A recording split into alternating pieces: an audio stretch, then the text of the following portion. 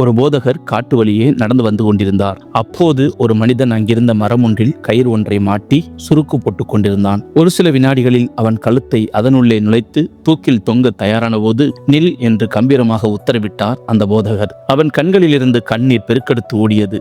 என்ன காரணத்தால் இந்த மாதிரி தவறான முயற்சியில் ஈடுபடுகிறாய் என்று கேட்டார் அந்த போதகர். ஐயா, என் வாழ்க்கை முழுவதும் கண்ணீர். பிறந்ததிலிருந்து துன்பம், துயரம், வறுமை. எனக்கு இவ்வுலகில் வாழ தெரியவில்லை. நான் நேர்மையானவன், உண்மையானவன். எனக்கு பணம் சம்பாதிக்க தெரியவில்லை. எனவே அவ்வப்போது பட்டினி, வேலை செய்யும் இடங்களில் என் உழைப்பு சுரண்டப்படுகிறது. என் கூலி குறைக்கப்படுகிறது. எனக்குரிய கூலியை காலம் தாழ்த்தி தருகின்றனர் அல்லது அலைய விட்டு தருகின்றனர். கூலி வாங்க நான் அலையும் போது செலவுக்கு வேண்டிய தொகை, என் குடும்பத்தின் 3 நாட்கள் சாப்பாட்டு செலவு, இப்படி எத்தனையோ சொல்லலாம். நான் ஏழையாகவே உள்ளேன். ஏழையாகவே இருப்பதை குற்றமாக எண்ணவில்லை. வாழ்நாள் முழுவதும் துன்பங்களையும் துயரங்களையும் என் கடின உழைப்பால் போக்க முடியவில்லை. எனவேதான் சாக முயற்சித்தேன். நீங்கள் தடுத்து விட்டீர்கள் என்று கதறினான். மகனே, நான் கேட்கும் கேள்விக்கு நீ பதில் சொல். உலோகங்களிலேயே தூய்மையான ஒரு பொருள் தங்கம் என்று பாமர மக்களால் மதிக்கப்படுகிறது. ஆனால் அது விலை அதிகம். அதை ஆபரணமாக்க மனிதர்கள் முயலும் போது என்ன செய்கின்றனர்? நெருப்பில் போட்டு உருக்கி சுத்தியலால் தட்டி நீட்டி வளைத்து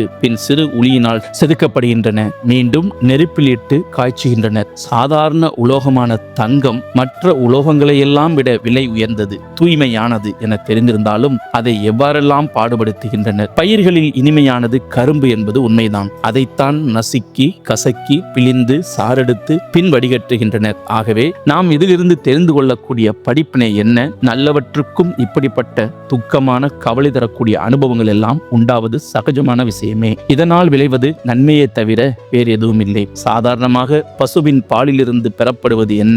தயிர், மோர், வெண்ணெய், நெய் போன்றவை. இது எப்படி கிடைக்கிறது? பசுவிலிருந்து பாலை கறந்தவுடன் அது ஒரு பாத்திரத்தில் ஊற்றப்பட்டு அடுப்பின் மேல் ஏற்றப்பட்டு எவ்வளவு சூடாக்க முடியுமோ அவ்வளவு சூடாகும் வரை காய்ச்சப்படுகிறது. அதன் பின் அதில் ஒரு துணி எலும்பிச்சை சாறு விடப்பட்டு புரையிடப்படுகிறது. அது திரிந்து தயிராக மாறுகிறது. அந்த தயிரையும் ஒரு மத்து போட்டு கடைந்தெடுத்து அதிலிருந்து வெண்ணெய் எடுக்கப்படுகிறது. மேலே திரண்டு வரும் வெண்ணெய் எடுக்கப்பட்டவுடன் சிறிதளவு நீர் ஊற்றி அது மோராக்கப்படுகிறது. வெண்ணெய் அதன் பின் மீண்டும் அக்னி பரீட்சைக்கு உள்ளாகிறது. இப்போது அதிலிருந்து நெய் பெறப்படுகிறது. இவ்வளவும் ஏன்? அது பாலாக இருப்பதால் தான். ஆக நல்லவர்கள், நாணயம் மிக்கவர்கள், நேர்மையானவர்கள், உண்மையை பேசுபவர்களுக்கெல்லாம் இவ்வாறு சோதனைகள் நேரிடுவது சகஜம். அறிவாளிகள் இதை பொருட்படுத்த மாட்டார்கள். ஆகவே இந்த சோதனைகளை நீ தாங்கிக் கொள்ள வேண்டும். முடிவில் நன்மையே கிடைக்கும். நீ வீட்டுக்கு போ, உன் கடமையை மட்டும் செய். நீ எதிர்பாராத நாளில் எதிர்பாராத மனிதர் வடிவத்தில் வந்து உன்னை காக்கும் என்று அவனை ஆசீர்வதித்து அனுப்பினார். தெளிந்த மனதுடன் வீடு திரும்பினான்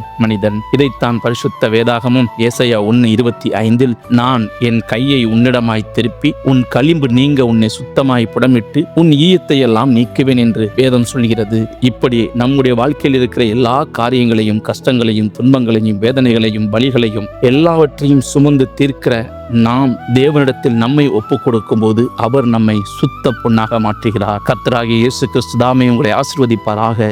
இந்த நாள் இனிய நாளாகட்டும்.